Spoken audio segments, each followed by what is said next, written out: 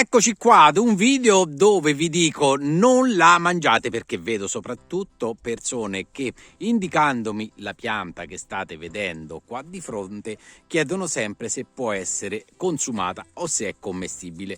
Questo qua si chiama, quest'alberello quindi, che poi può anche diventare molto più grande, si chiama fusaggine o berretta del prete o cappello del prete.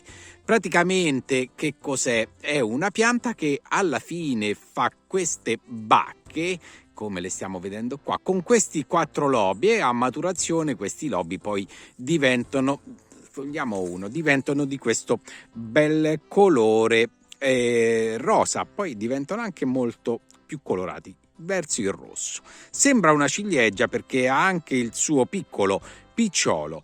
Però questa bacca è costituita, appunto, come vediamo, da 4 lobi. I lobi poi, quando sono a maturazione, libereranno all'interno i semi. Prendiamolo uno che inizia ad aprirsi. E ecco, questo frutto, praticamente, per concludere, non è assolutamente commestibile, anzi è velenoso per ingestione per gli esseri umani. Chiaramente non lo è per gli uccelli, che invece ne vanno ghiotti, è un ottimo nutrimento.